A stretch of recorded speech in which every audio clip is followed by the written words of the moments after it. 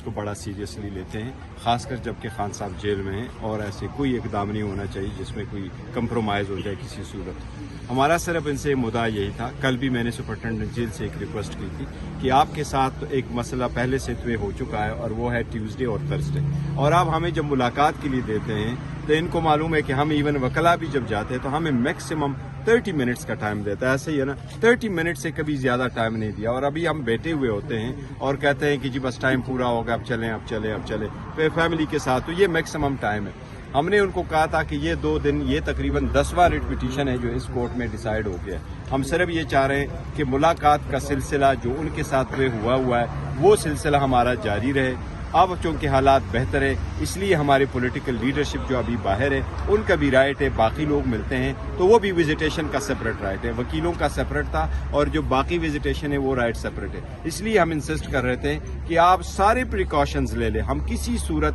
آپ کی security risk کو کمپرومائز نہیں کرنا چاہتے، ہم سیکیورٹی کو کسی صورت نہیں آنے دیتے کہ آپ کہیں کہ ہر صورت۔ ہم نے صرف ان کو کہا تھا جو آپ کا پروٹوکول ہے اس سے ہم گزر کر کے آئیں گے، لمٹ کر کے۔ ہم نے کل ان سے ریکویسٹ کی تھی، پہلے 6 کی اجازت ہے، آج 4 کی اجازت ملی، لیکن یہ اجازت ہونے چاہیے تاکہ ہماری بھی تسلی ہو اور